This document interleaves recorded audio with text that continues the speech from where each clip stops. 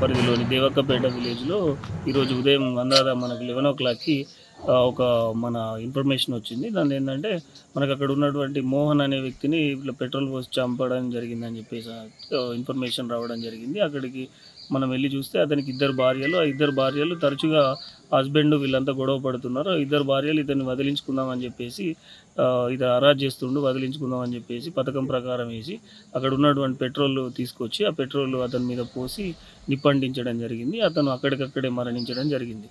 దాని మీద మేము విచారణ జరుపుతున్నాము. తదుపరి విచారణ పూర్తి చేస్తాం. Thank you.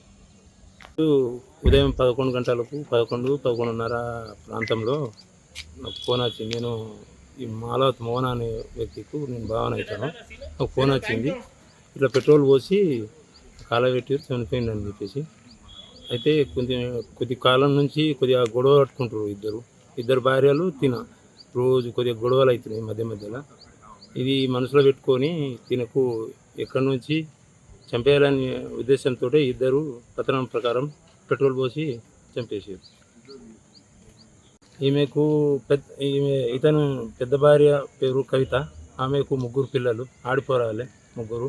ఒక పాపకు పెళ్ళైంది, ఇంకో ఆమెకు కొంచెం పోస్ట్ ఆఫీస్లో జాబ్ వచ్చింది, ఇంకో ఆమె చదువుకుంటుంది. చిన్న ఆమెకు 2 పాపలు, 2 చదువుకుంటున్నారు. ఇక వ్యవసాయమే చేసుకుంటుంది. మనం